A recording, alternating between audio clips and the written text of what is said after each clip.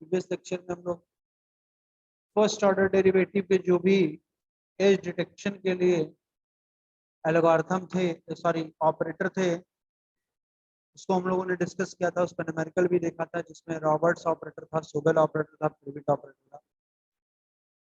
ठीक है, उसमें कैनी एज डिटेक्शन होता है, कैनी ऑपरेटर भी था, जिसको हम आगे भी देखेंगे कैनी एज डिटेक्शन के नाम से। उसी में आपका सेकंड ऑर्डर डेरिवेटिव का भी एक ऑपरेटर था, जिसको हम बोलते हैं लाप्लासियन ऑपरेटर। क्या होता है इसको हम आज डिस्कस करेंगे। The Laplacian algorithm is one of the zero crossing algorithm। Zero crossing algorithm क्या होता है अभी आगे बताएंगे क्या होता है जीरो क्रॉसिंग का मतलब। Laplacian masks are very sensitive to noise because there is no magnitude checking, even a small ripple looks like edge। ठीक, तो बहुत सेंसिटिव मास्क होता है क्योंकि इसमें मैग्नीट्यूड की चेकिंग नहीं होती। Therefore, image must be filtered first and then edge detection process is applied। Laplacian operator में क्या होता है, पहले फिल्टरिंग होती है इमेज की और उसके बाद फिर हम एज डिटेक्शन प्रोसेस को अप्लाई करते हैं। ठीक, advantage of the Laplacian operator is that they are rotationally invariant. ये रोटेशनली इनवेरिएंट होता है, ये इसकी एडवांटेज हो गई।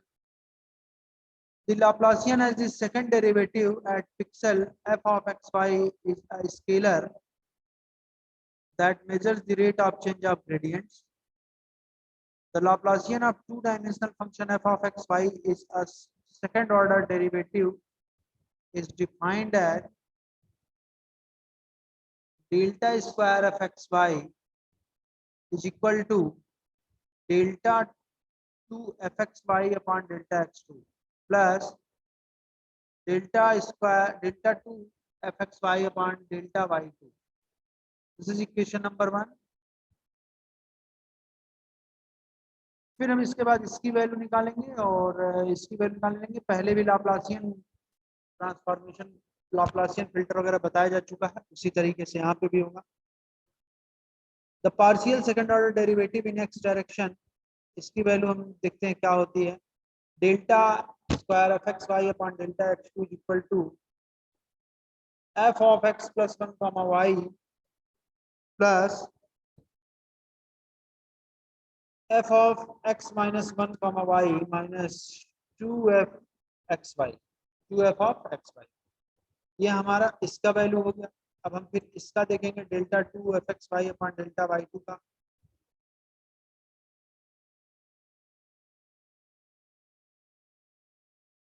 Similarly in y direction delta 2 F x Y upon delta y two is equal to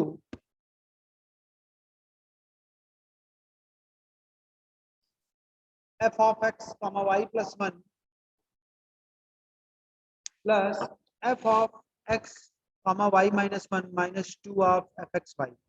देखिए ये y डायरेक्शन में है और इसके पहले जो था आपका x डायरेक्शन में था। तो देखिए एक बार x प्लस 1 था, एक बार x माइनस वाई था, और चूंकि हमारा x और x डायरेक्शन में हम जो है लिख रहे थे सेकंड ऑर्डर डेरिवेटिव, y आपका दोनों में y था, लेकिन x प्लस 1 और x माइनस 1 था। x में जो भी थी चेंजिंग थी, अगर सेंटर पिक्सल कोई, अगर एफ एक्स वाई कोई पिक्सल था तो उसके नेबरिंग x पिक्सल्स को देखते थे। y आपका कांस्टेंट है माइनस 2 एफ एक्स वाई। इसी तरह जब हम y में करेंगे तो हमारा x देखिए फिक्स है आपका दोनों में, यहाँ पे भी यहाँ पे भी। बस यहाँ पे क्या हो जाएगा y प्लस 1 और यहाँ पे हो जाएगा y minus 1 minus 2 of F x Y. ठीक, जो हमने x डायरेक्शन और y डायरेक्शन में जो भी हमने सेकंड ऑर्डर डेरिवेटिव निकाला, हम दोनों को ऐड करेंगे या वैल्यू पुट करेंगे ऊपर वाले इक्वेशन नंबर 1 में, तो हमको मिलेगा delta 2 F x Y F of X plus 1 comma Y plus F of X minus 1 comma Y plus F of X Y plus 1 plus F of X Y minus 1 और minus 2 of F x Y Y direction वाला और minus 2 of F x Y X direction वाला मिलके क्या हो जाएगा -4 of fxy। ठीक, the above equation is implemented using a mask as follows। ये मास्क होते हैं आपके लाप्लासियन के, पहले भी बताया जा चुका है। यहाँ भी -4 है सेंटर में और यहाँ पे -8 है। ठीक है, तो इसके लिए अगर हम लिखेंगे मास्क, इसके लिए लाप्लासियन लिखेंगे तो delta 2f is equal to 4 of Z5। इससे अगर कंपेयर करते हैं, देखिए Z1 Z2 Z3 Z5 Z4 Z5 Z6 था और फिर Z7 Z8 Z9। तो 4 ऑफ Z5 माइनस, क्योंकि 4 ऑफ Z5 है तो बाकी जो है उसके नेबरिंग पिक्सल जो भी होंगे Z5 के, नेबरिंग पिक्सल क्या होगा Z2 Z4 Z6 and Z8, 4 neighbours, इनको ऐड करके इसमें से माइनस कर। अगर हम इस सेकंड वाले इस वाले मास के लिए अगर हम लाप्लासियन होगा, क्या होगा delta 2f is equal to centre pixel आपका क्या होगा 8 ऑफ Z5 माइनस माइनस जो है आपका क्या हो जाएगा, उसके 4 नेबर के साथ साथ डायगोनल नेबर को भी लेंगे। डायरेक्टली आप कह सकते हैं कि 8 नेबर पिक्सल को लेंगे। Z1 plus Z2 plus Z3 plus Z4 plus Z6 plus Z7 plus Z8 Z9, ये हमारा Z5 है।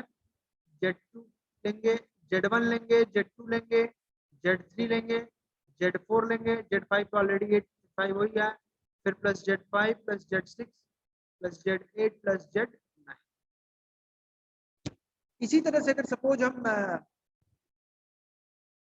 बड़ा मास्क भी ले सकते हैं, ये तो 3x3 का मास्क था, उसके लिए लाप्लासियन लिखा इस मास्क के लिए और इस मास्क।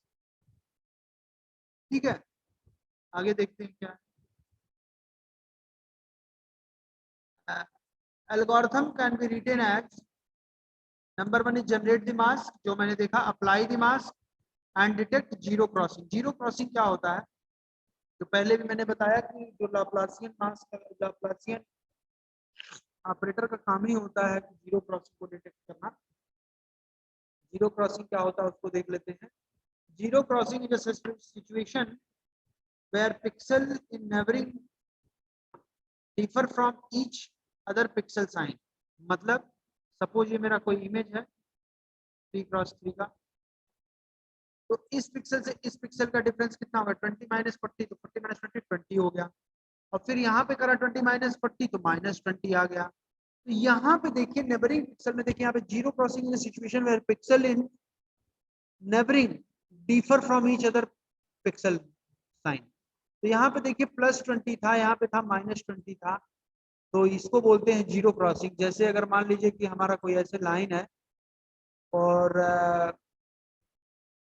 +20 यहाँ पे है, तो -20 क्या होगा यहाँ पे होगा, यहाँ से यहाँ ऐसे चेंज होगा। तो ये चूंकि ये एक्सिस को यहाँ पे जीरो पे क्या कर रहा है, कट कर रहा है, इस वजह से इसको जीरो क्रॉसिंग भी बोलते हैं। यही रीजन है जीरो क्रॉसिंग क्यों नाम दिया। ठीक है, तो this is your Laplacian operator. इसके बाद हम देखेंगे कैनी एज डिटेक्टर।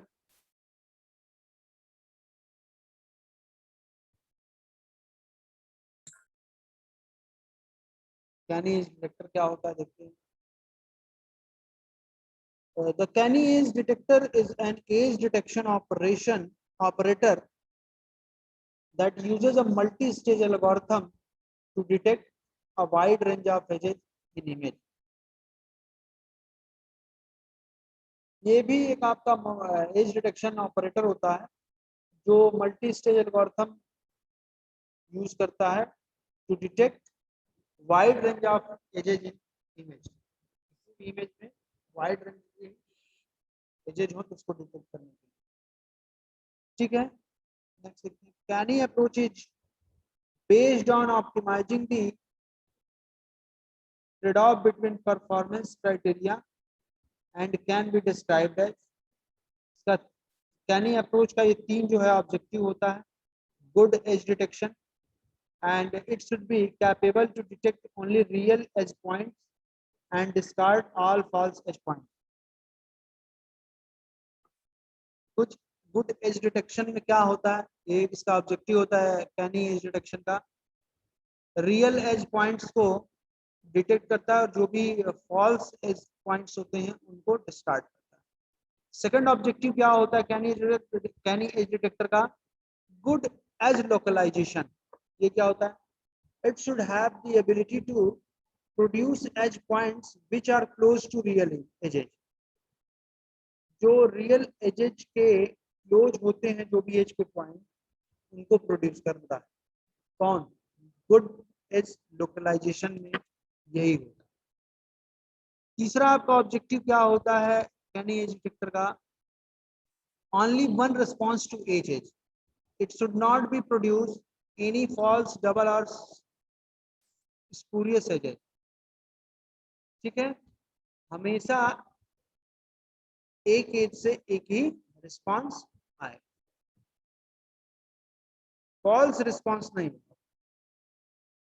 ठीक है, तो ये हमारा कैनी एज डिटेक्टर क्या होता है और इसका ऑब्जेक्टिव क्या होता है ये बता। एल्गोरिथम क्या होता है, एल्गोरिथम नंबर 1 फर्स्ट स्टेप क्या होता है, smoothing. Smoothing, blurring of an image to remove noise. Gaussian filtering से भी हम स्मूथिंग कर देते हैं। स्मूथिंग की डिफरेंट पढ़े हैं हम स्पेशल डोमेन में, फ्रीक्वेंसी डोमेन में। सेकंड स्टेप क्या होता है, सेकंड स्टेप क्या होता है, finding gradient.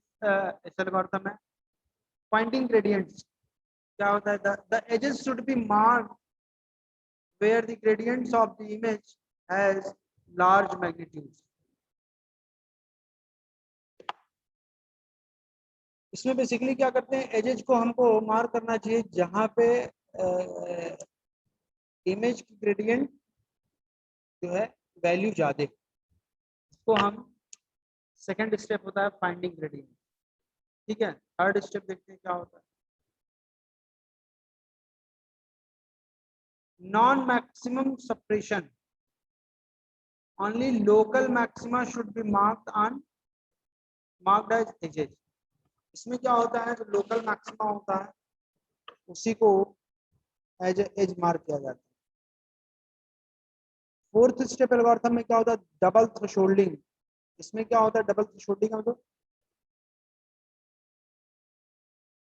Potential edges are determined by thresholding. Thresholding क्या होता है हम आगे इसको डिस्कस करेंगे।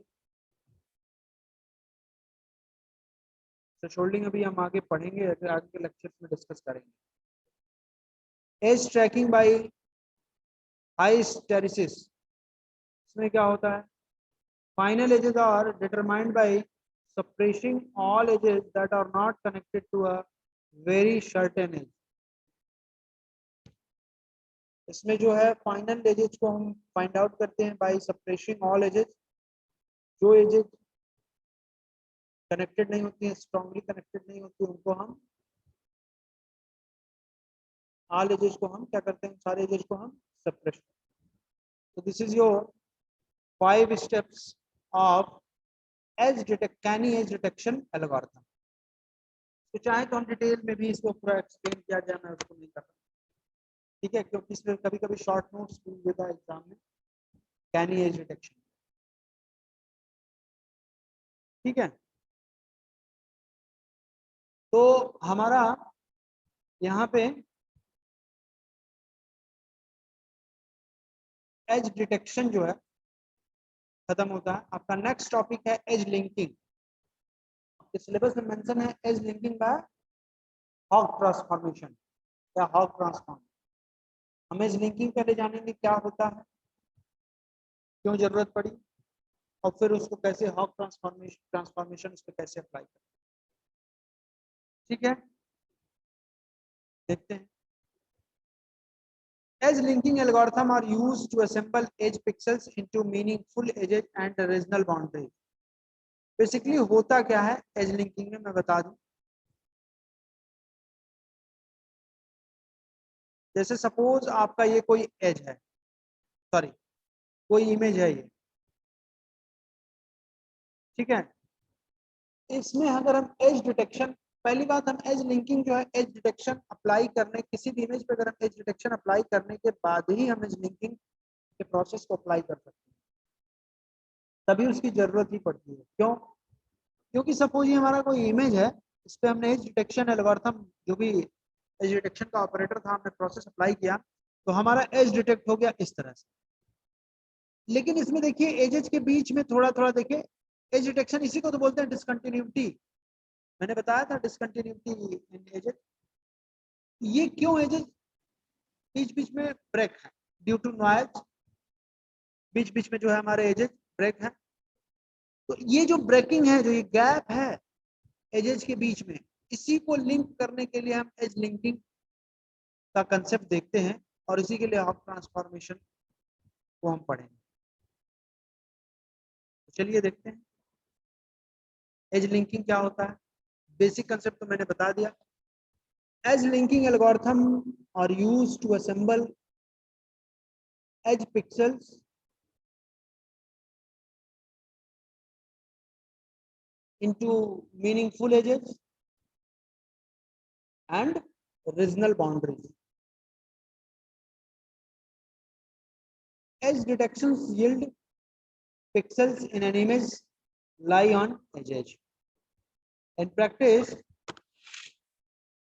the pixel set seldom characterizes a boundary complexity because of noise, breaks in the boundary due to non-uniform illumination,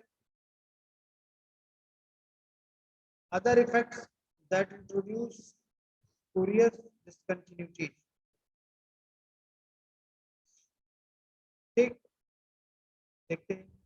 Thus, edge detection algorithm are usually followed by linking. वही बात मैंने कहा कि एज डिटेक्शन के बाद हमेशा as linking का process होता है, and other boundary detection procedure design to assemble edge pixels into meaningful boundaries. Overall कहने का मतलब यही है कि हमारा एज डिटेक्शन के बाद जो भी एजेस में डिसकंटिन्यूटी आती है, उसी को कंटिन्यू करने के लिए, उसी को जोड़ने के लिए हम एज लिंकिंग का कंसेप्ट यूज करते हैं। नाम ही पता चलता है एज लिंकिंग, मतलब एज को लिंक करना।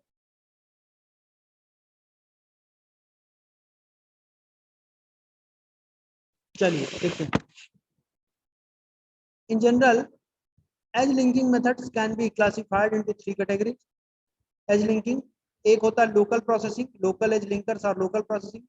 इसमें क्या होता है, where edge points are group to form edges by considering each point relationship to the any neighbouring edge point. इसमें बेसिकली क्या होता है,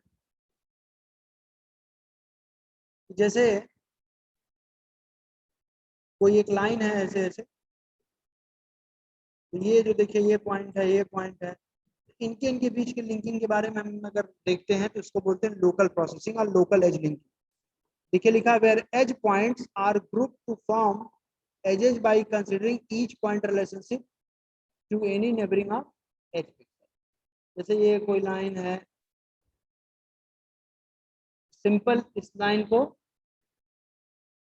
जो ब्रेक किया है, डिसकंटिन्यूटी है, उसको लिंक करते हैं, तो उसको बोलते हैं लोकल प्रोसेस। नेक्स्ट आपका होता है रीजनल प्रोसेसिंग या फिर रीजनल एज लिंकर्स और रीजनल प्रोसेसिंग। इसमें क्या होता है, बेसिकली एक रीजन को ले लेते हैं, जैसे सपोज कोई इतना बड़ा रीजन है, इसमें different different different different points हैं, उनको लिंकिंग किया जाता है। देखिए, if knowledge is available regarding the regional membership of the pixels, then this technique is used. ठीक, इन दोनों के बारे में बहुत आपको नहीं पढ़ना है। बेसिकली ग्लोबल एज लिंकिंग या ग्लोबल प्रोसेसिंग है, जो कि एंटायर इमेज के बारे में हम लिंकिंग करते हैं। देखिए लिखा where all edge points in the image plane और image plane are considered as the same time and set the edge points are sorted according to some similarity constraints such as points which share the same edge equation. हम complete image के बारे में अगर हम linking करते हैं, complete image के जो भी डिसकंटिन्यूअस या डिसकंटिन्यूटी रहती है एज में डिटेक्शन के बाद, उसको हम लिंक करते हैं, तो उसको बोलते हैं ग्लोबल प्रोसेसिंग या फिर global edge linker. Basically global processing हम जो है हॉग ट्रांसफॉर्मेशन या हॉग ट्रांसफॉर्म की यूज के हेल्प से करते हैं। देखिए लिखा है global processing can be done by Hough transform. Hough transform क्या होता है इसको बेसिकली देखना है, यही आपके एज लिंकिंग में यही बेसिकली पढ़ना है। क्या होता है हॉग ट्रांसफॉर्म देखते हैं। इट इज यूज, इसमें हम न्यूमेरिकल भी देखेंगे। It is use to connect disjoint edge points, जो डिफरेंट डिफरेंट एज पॉइंट्स होते हैं उनको कनेक्ट करने के लिए हॉग ट्रांसफॉर्म का यूज होता है। Next, Hough transform is feature extraction method for detecting simple shapes such as circles, lines in an image। ठीक है, सिंपल शेप्स को डिटेक्ट करने के लिए ये मेथड यूज होता है। Hough transform takes the image created by edge detection operators, but most of the time edge map is disconnected। वही बात है, अलग अलग सेंटेंस में कही गई, अलग अलग भाषा में कही गई, अलग अलग तरीके से जो मैंने बताया। Therefore, hog transform is used to connect the disjoint edge points। जो अभी मैंने यहाँ बोला इसी को फाइंड। ठीक है, देखते हैं आगे क्या। Suppose let an equation of line y equal to mx plus c, आपको पता ही है कोई भी लाइन होती है तो उसका equation y equal to mx plus c होता है, जिसमें m आपका स्लोप होता है और c क्या होता है, इंटरसेप्ट ऑफ द लाइन की एक्सिस को कितने c पॉइंट पे काटता है। So a single point can be, अच्छा अब जैसे कि होता क्या है आपका y अपन mx प्लस c है, एक पॉइंट लिखा है single point can be part of infinite line. कोई भी अगर ये प्लेन है, एक पॉइंट है, इससे बहुत सारी लाइनें जाएंगी। देखिए सिंगल पॉइंट लिखा ना, single point can be a part of infinite line. Therefore, we transform that point in the xy plane into line in the CM plane। चूंकि बहुत एक पॉइंट से, जैसे यहाँ पे है हमको ये, यहाँ एक पॉइंट है, यहाँ एक पॉइंट है, इनके बीच में हमको ये हॉग ट्रांसफॉर्म अप्लाई करना है। तो इस पॉइंट से अगर हम देखा जाए तो बहुत सारे लाइंस पास होंगी। तो इस प्रॉब्लम को, ये प्रॉब्लम तो इसकी वजह से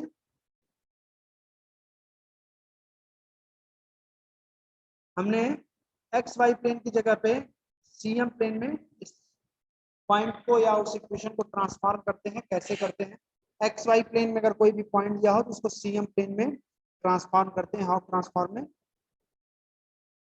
जैसे देखिए यहाँ पे है, ये निकालेंगे एमसी पॉइंट, जब सीएम प्लेन देखेंगे तो सी आपका ये हो जाएगा, मैम ये हो जाएगा, जिसको हम बोलेंगे हॉग स्पेस और पैरामीटर स्पेस। देखिए बहुत जगह पे हॉग बोला जाता है, बहुत जगह पे हॉग बोला जाता है, दोनों बोल सकते हैं। Let A and B are 2 points connected by a line in the spatial domain. They will be intersecting lines in the hog space। ये रहा। तो y is equal to mx plus c है, तो इसको अगर हमको c is equal to लिखना हो तो क्या हो जाएगा, minus mx plus y। This, ये हमारा इक्वेशन तक किसमें था, xy प्लेन में। ये हमारा इक्वेशन हो गया cm प्लेन में। ठीक है, देखिए हम एक एग्जांपल की हेल्प से चीजों को समझते हैं। बेसिकली क्या होता है, हॉग ट्रांसफॉर्मेशन में क्वेश्चन आपका पूछता है using half transform so that the following points are collinear, also find the equation of the line this। ये 3 पॉइंट हैं, इसको प्रूफ करना है हॉग ट्रांसफॉर्म की हेल्प से कि ये तीनों पॉइंट कोलिनियर है। कोलिनियर का मतलब देखते हैं और इन तीनों पॉइंट के लिए इक्वेशन भी निकाल देंगे। ठीक है, तो चलिए सबसे पहला काम क्या करते हैं, y equal to mx plus c होता है। तो इन ऑर्डर टू परफॉर्म, ये तो हमारा इक्वेशन होता है किसी भी लाइन का एक्स वाई प्लेन में, इसको एमसीएम प्लेन में हमको इसको कन्वर्ट करना है। तो in order to perform hog transform we need to convert the line from xy plane to 1c plane, that is c equal to minus mx plus y। ये हमारा पॉइंट जो दिया गया है, ये तीनों, ये भी हमारा xy प्लेन में दिया गया है। इसको हम cm प्लेन में करेंगे तो पहला पॉइंट है 1 2, तो देखेंगे फॉर एक्स वाई प्लेन में वो पॉइंट दिया गया है, तो एक्स वाई इक्वल टू 1 2 दिया गया है। तो हम ये इक्वेशन है y c equal to minus m x plus c, इसमें हम एक्स और वाई की वैल्यू पुट करेंगे तो क्या मिलेगा, c equal to minus m plus two, लिखा है ना by using equation A, this is equation A. इसमें c की वैल्यू अगर 0 लेते हैं, if c is equal to 0 then m is equal to 2 and if m is equal to 0 then c is equal to 2, तो hence mc is equal to 2, 2। ये हमारा 1 2 जो था, ये पॉइंट ये हमारा एक्स वाई प्लेन में था, इसका हम अगर इसको हम सीएम प्लेन में निकालेंगे, इसकी वैल्यू तो क्या आ जाएगी 2, 2। इसी तरह से 2 3 को निकालेंगे, 2 3 को निकालेंगे तो क्या हो जाएगा, एक्स वाई की वैल्यू क्या है 2 3, c equal to minus m x, इसमें वैल्यू पुट करेंगे तो क्या हो जाएगा माइनस 2m प्लस 3, ठीक। फिर हम रखेंगे if C equal to 0 then m is equal to 3/2 that is 1.5, if m is equal to 0 then c is equal to 3, hence mc is equal to 1.5 comma 3। ये हमारा जो 2 3 था एक्स वाई प्लेन में था, इसके करस्पॉन्डिंग जब हम MC plane में इसकी वैल्यू निकालेंगे तो हमारा 1.5 और 3। 2 पॉइंट के लिए देख लिया, तीसरे पॉइंट 3 4 के लिए देखते हैं।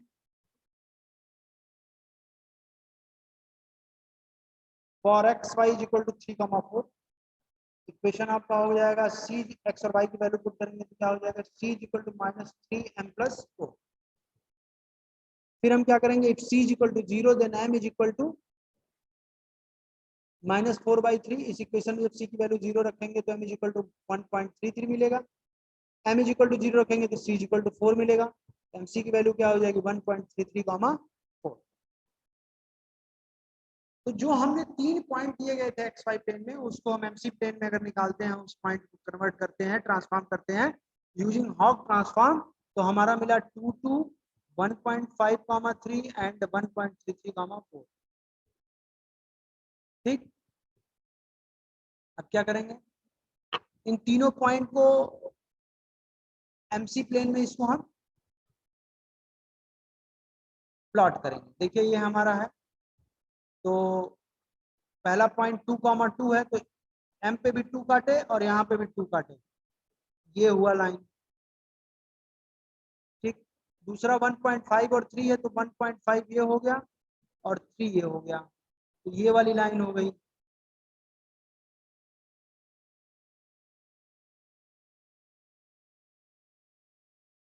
सॉरी, 2, 2 वाला ये लाइन है, ये लाइन है 2, 2 वाला ये है, और दूसरा वाला 1.5 और 3 वाला ये है। तीसरा क्या है, ये देखिए m और c दिया गया है, तो m की वैल्यू 1.3 और c की वैल्यू 4, 1.3 आपका कहाँ हो जाएगा, यहाँ पे हो जाएगा, और m की वैल्यू, c की वैल्यू क्या हो जाएगी 4, तो ये हमारा ये हो गया।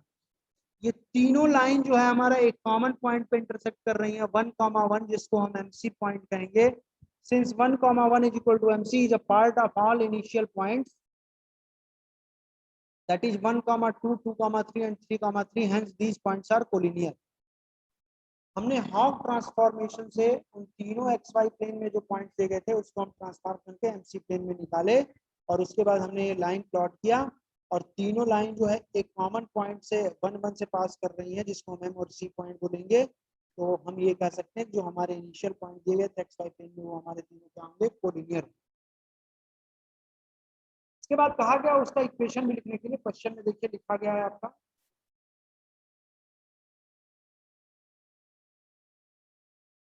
Also find the equation of the line this. तो इक्वेशन देखते हैं, चूंकि 1, 1 कॉमन पॉइंट आया है, तो क्या करेंगे, एमसी की वैल्यू 1, 1 आई है, तो y बराबर एम एक्स प्लस सी में m और c की वैल्यू 1, 1 रखेंगे तो क्या हो जाएगा y is equal to X plus 1। मतलब अब हमारा y is equal to X plus 1 आया है, और हमारा पॉइंट क्या दिया गया था, देखिए 1, 2, 2, 3 और 3, 4। देखिए इसमें वैल्यू पुट करिए, 1, 2 था, 2, 3 था एंड 3, 4 था। इस इक्वेशन में x की वैल्यू 1 रखिए तो y इज इक्वल टू 2 मिलेगा, x की वैल्यू 2 रखिए तो y की वैल्यू 3 मिलेगी, x की वैल्यू 3 रखिए तो y की वैल्यू 4 मिलेगी। हमेशा x की वैल्यू y से एक ज्यादा देखिए इन तीनों पॉइंट में जो इनिशियली दिए गए एक्स वाई प्लेन में है, और इस इक्वेशन से भी आप चाहें तो चेक कर सकते हैं। So this is your equation and all the given points are collinear to each other. So this is your Hawk transformation, which is used for edge linking. So this is all about your edge linking.